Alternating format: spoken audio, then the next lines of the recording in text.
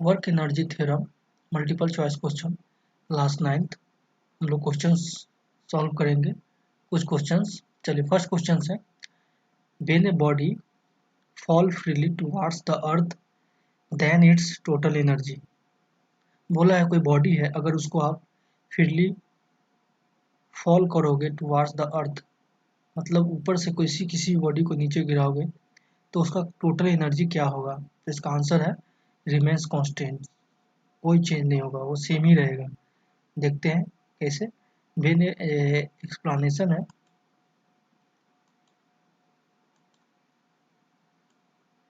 When a body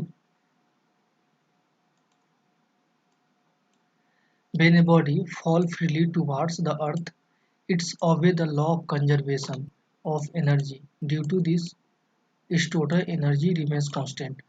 ये जो law of conservation of energy के ये फॉलो करता है, ठीक है।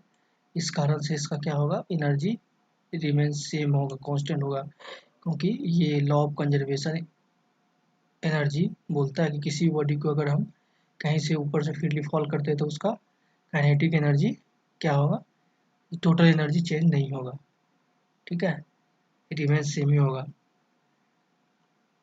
एग्जाम्पल हम ये देख सकते हैं कि जैसे कि मैं कोई स्टोन को लेता हूँ, ठीक है, और मैं छत से नीचे उसको गिराता हूँ तो क्या होगा, वो क्या होगा, वो उसका जो एनर्जी, उसका जो टोटल एनर्जी है जो वहाँ था वही नीचे भी रहेगा, ठीक है, सेम ही होगा, रिमेन्स कांस्टेंट, ठीक है।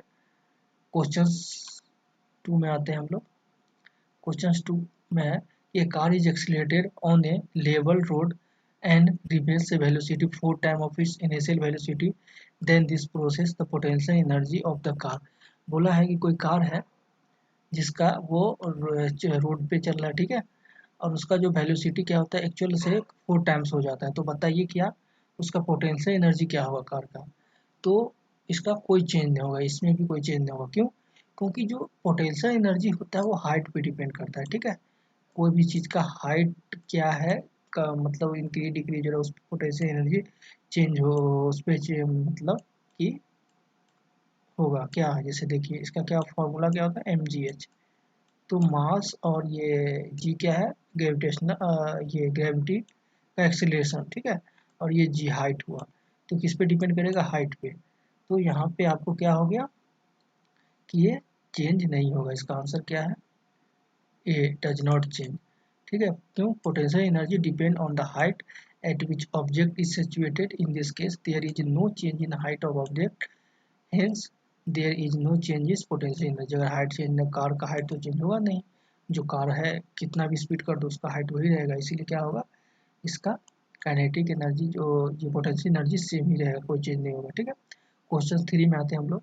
In the case of negative work and angle between the force and displacement, negative force के बीच का एंगल और फोर्स एंड डिस्प्लेसमेंट का एंगल पूछ रहा है, ठीक है, क्या होगा negative work angle between force and displacement. तो मान लो कि ना ये हो गया, ये हो गया आपका फोर्स, ठीक है, और ये नीचे हो गया डिस्प्लेसमेंट, ठीक है। तो इस दोनों का बीच का एंगल क्या होगा, 180 होगा ना, या ऐसे ही मान सकते हो, ये डिस्प्लेसमेंट फोर्स, ठीक है, तो ये दोनों का बीच का ये क्या है, नेगेटिव वर्क अगर नीचे आ रहा है तो ये 180 होता है, ठीक है, ये हो गया। अब हम क्वेश्चंस 4 पे आते हैं। क्वेश्चन 4 है, a iron sphere of mass 10 kg has the same diameter as an aluminium sphere of mass 3.5 kg, both sphere are dropped simultaneously from the tower when they are 10 meter above the ground, they have same। बताइए किस में से क्या होगा, इस चारों option में से क्या होगा। तो देखिए पहले हम इसका देखिए, स्फीयर है, ठीक है, 2 स्फीयर है, एक स्फीयर है एल्युमिनियम का हो गया, ये आयरन का हो गया, इसका 10 kg वेट है और इसका 3.5 kg वेट है, ठीक है। बोथ को अगर हम दोनों को ऊपर से इसको भी किसी टावर से हम नीचे गिराते हैं, ठीक है, तो बोला है कि जो वेन अगर 10 मीटर एबव ग्राउंड से ऊपर ही गिरता है, ठीक है, ये 10 मीटर ऊपर ही रहता है, तो बोले क्या इसमें से जो ऑप्शन है इसमें से क्या होगा, क्या सेम होगा। देखिए एक्सीलरेशन क्या रहेगा, they have the same acceleration, इसका एक्सीलरेशन में कोई चेंज नहीं है। चलिए एक्सप्लेनेशन देखते हैं। momentum, potential energy and kinetic energy depend on the mass of object as well as on the same other factor, but acceleration is the in the case the acceleration due to gravity which is not depend on the mass and velocity. So option A होगा इसका सही answer. Simple है कि इसमें जो क्या है कि जो एक्सेलरेशन क्या करता है वो जो इसका किस पे मास और वेलोसिटी पे डिपेंड नहीं करेगा। तो जब हम दो ही इस पे क्या बताया गया है कि एक का जो आयरन है उसका मास कितना स्फीयर का 10 केजी है और एल्यूमिनियम का है इतना केजी 2.3.5 और एक कोई स्पीड से गिरा रहा होगा, ठीक है। तो एक्सीलरेशन इस पे डिपेंड नहीं करता है, इसलिए इसका क्या होगा आंसर ए हो गया एक्सीलरेशन, ठीक है। क्वेश्चन 5 में आते हैं हम लोग। 5 है कि a girl is crying a bag, a school bag of 3 kg mass on her back and moved to 200 meter on a level road. The work done against the gravitational force will be। एक girl है होते हुए school bag थी जो कि 3 KG का है, वह बैग पीठ पे लेके मूव कर रही है, इतना मीटर गई है 200 मीटर और रोड पे जा रही है, ठीक है। The work done against the gravitational force, मतलब कि आप ग्रेविटेशनल फोर्स के अगेंस्ट में बताइए इसका वर्क डन क्या होगा। तो वर्क डन का फॉर्मूला हम लोग जानते हैं, जीरो होगा। क्यों दिखाता हूँ मैं। क्या होगा in the case of the direction of work done is perpendicular the direction of gravitational force the work done against the gravitational force is zero. अगर उसका परपेंडिकुलर हो गया, क्या हो गया डायरेक्शन वर्क डन का, तो ग्रेविटेशनल फोर्स क्या होगा जो उसके अगेंस्ट जो लगेगा वो जीरो हो जाएगा। यह एक तरह से थ्योरी है, आप इसे आप समझ सकते हैं, ठीक है। और क्वेश्चन 6 में आते हैं हम लोग। Which of the following is not which of the following is the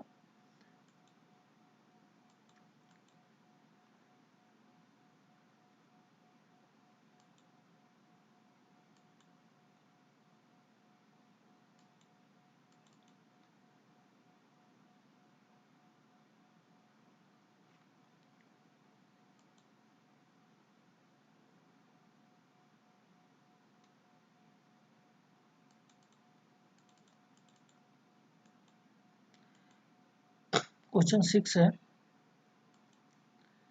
कि which of the following is not the unit of energy. Which of the following is the not of unit of energy. अब बताओ कि इसमें से कौन सा जो energy का यूनिट नहीं है, ठीक है। तो यहाँ पे क्या होगा आंसर सी हो जाएगा, किलोवाट। किलोवाट एनर्जी का यूनिट नहीं होता, ठीक है। अब हम क्वेश्चन 7 में आते हैं। The work done on an object does not depend upon the, मतलब है वर्क डन ऑन ऑब्जेक्ट पे होगा जो डिपेंड नहीं करेगा किस पे, तो इनिशियल वेलोसिटी पे कोई भी वर्क डन डिपेंड नहीं करता है, क्योंकि वर्क डन का फॉर्मूला क्या होता है F D force into displacement, और ये कॉस थीटा भी हो सकता है, एंगल लगा देंगे साइन थीटा कॉस थीटा दोनों। तो डिस्प्लेसमेंट फोर्स अप्लाई डिस्प्लेसमेंट पे करेगा, फोर्स पे करेगा, एंगल पे भी करेगा, बट इनिशियल वेलोसिटी पे नहीं करेगा। वर्क डन एक्सप्लेनेशन देखते हैं। Work done is the product of the force and displacement. Hence, the work done depend on the displacement, force applied, and angle between the force and displacement, but does not depend upon the velocity पर ये depend नहीं करेगा, ठीक है। अब question 8 में आते हैं हम लोग। Water store in A dam possesses, क्या होगा इसका आंसर। तो explanation the energy store in the object because its position is called the potential energy. Water store in a dam possesses energy because it is the current position, ठीक है। तो इसका answer क्या हो जाएगा डी। किसके through होगा potential energy, ठीक है। अब हम क्वेश्चन 9 में आते हैं कि a body is falling from a height h and after fallen a height h by two its possess. तो इसका आंसर क्या होगा सी हो जाएगा, half potential and half kinetic energy, ठीक है। देखते हैं class. When a body at a is at height h its potential energy is maximum. अगर कोई भी बॉडी हाइट पे है उसी ऊपर है तो यहाँ पे पोटेंशियल एनर्जी क्या होगा मैक्सिमम होगा। क्यों, क्योंकि एम जी एच आएगा पोटेंशियल एनर्जी, बट लेकिन काइनेटिक एनर्जी यहाँ पे जीरो होगा। क्या होगा कोई भी काइनेटिक एनर्जी नहीं होगा। लेकिन when a body is the ground it's potential energy become zero. और यही पे आप यहाँ पे देख लो तो ये जो पोटेंशियल एनर्जी यहाँ पे ज़्यादा था यहाँ पे जीरो हो जाएगा, और काइनेटिक एनर्जी जीरो था तो यहाँ पर मैक्सिमम हो जाएगा। और kinetic energy is at maximum at mid way, that is half the height its potential energy becomes half of the maximum and same happen of its kinetic energy. अगर बीच में हाफ में है तो दोनों चीज़ हाफ होगा, काइनेटिक और पोटेंशियल दोनों हाफ होगा। ठीक है, क्वेश्चन 10 में आते हैं हम लोग। क्वेश्चन 10 में न्यूमेरिकल है, बोला एक rocket is moving up with A velocity v, if the velocity of the rocket is suddenly triple, what is what will be the ratio of the two kinetic energy। तो बोला है कि एक rocket है जिसका वेलोसिटी क्या है v है, फिर वो ट्रिपल हो जाता है तो 3 गुना, तो v डैश क्या होगा 3v।